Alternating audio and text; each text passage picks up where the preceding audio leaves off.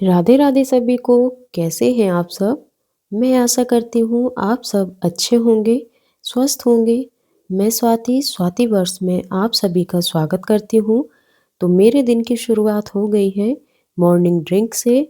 और morning drink लेने के बाद अब मैं आ गई हूँ अपनी रूटीन के काम करने।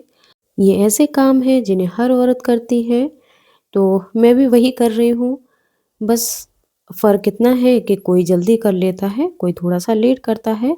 मैंने भी अभी मॉर्निंग में स्टार्ट किया है करना, क्योंकि मेरा मॉर्निंग रूटीन नहीं था, जिससे मेरे काम बहुत ज़्यादा डिस्टर्ब होते थे। पर जब से मैं इस रूटीन को फ़ॉलो कर रही हूँ, मैं बहुत ज़्यादा खुश हूँ, क्योंकि एक तो टाइम से काम हो जाते हैं सारे और खुद के लिए टाइम भी मिल जाता है। तो झाड़ू पोछे के काम से फ्री होके मैं जा रही हूँ नहाने। और फटाफट से मैं नहा कर आई, क्योंकि अब मुझे बेटे का लंच प्रिपेयर करना है। मुझे तो जाना है आज शादी के फंक्शन में, पर बाकी लोगों का खाना भी बनाना है। तो बस खाना बना के मैं फ्री हो गई हूँ, क्योंकि फंक्शन था 10 बजे से।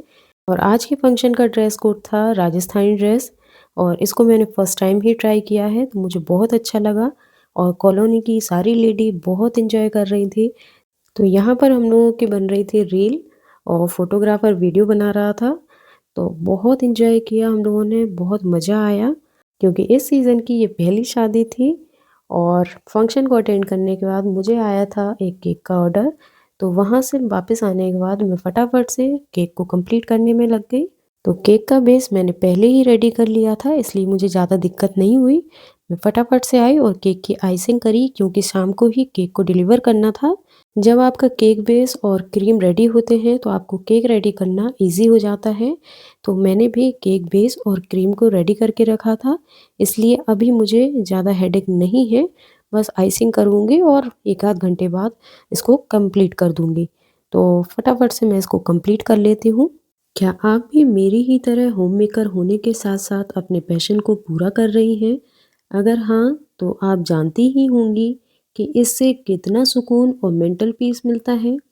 और अगर अभी तक नहीं कर पा रही हैं, तो एक बार ज़रूर करके देखें। आप जिस भी चीज़ के लिए पैशनेट हैं, उसे ज़रूर अपनाइए, क्योंकि आपका पैशन ही आपकी पहचान बनता है। थोड़ा बहुत तो मुश्किल होता है अपने पैशन को घर के कामों के साथ-साथ निभाना, लेकिन सब मैनेज हो ही जाता है, क्योंकि जो मेंटल पीस अपने पैशन को करने से मिलता है, वो घर के लाख काम निपटाने से भी कभी नहीं मिलता। जब आप अपने पैशन के लिए काम करते हैं, तो उसमें थकान नहीं बल्कि खुशी मिलती है। इसलिए मेरा कहना यही है, जो भी आपका पैशन है उसे ज़रूर कीजिए। और अगर मैं अपनी बात बताऊं, तो मेरा पैशन है एक बड़ा यूट्यूबर बनना। और मुझे बेकिंग, डीआईवाई और कुकिंग में भी बहुत इंटरेस्ट है। मैं लगातार कोशिश करती रहती हूँ, क्योंकि मुझे भरोसा है कि इनमें से किसी एक में मुझे ज़रूर सफलता मिलेगी, क्योंकि कोशिश करने वालों की कभी हार नहीं होती।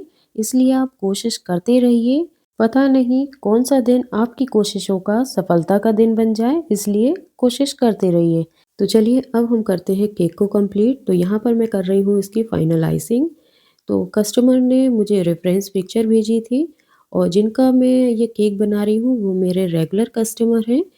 तो उन्होंने मुझे बोला था कि आप आपके अकॉर्डिंग बना दीजिए, जैसा भी आपको समझ आता है। तो मैंने उनको वनीला चॉकलेट करके दिया है। और क्योंकि उन्होंने मुझसे 3 से 4 फ्लेवर टेस्ट किए हैं, तो उनको बहुत ही पसंद आते हैं मेरे हाथ के। तो इसको भी मैं उन्हीं के अकॉर्डिंग बना रही हूँ। तो जैसा उनने रेफ़रेंस पिक्चर भेजा था, मैंने पूरी कोशिश करी है कि मैं उनको वैसा ही बना कर दूँ। तो यहाँ पर मैंने उसकी प्रोसेसिंग चालू कर दी है। तो मैं बना रही हूँ यहाँ पर स्टैंडिंग केक। और सच बताऊँ तो ये स्टैंडिंग केक मैं फर्स्ट टाइम ही ट्राई कर रही हूँ, क्योंकि अ, अधिकतर कस्टमर राउंड शेप में ही पसंद करते हैं केक को बनवाना। पर ये मेरे रेगुलर कस्टमर हैं, तो उन्होंने बोला कि आपके अकॉर्डिंग ही आप डिज़ाइन को रखिए। तो मुझे भी कुछ नया ट्राई करना था, तो मैंने फिर उनको यही सजेस्ट किया।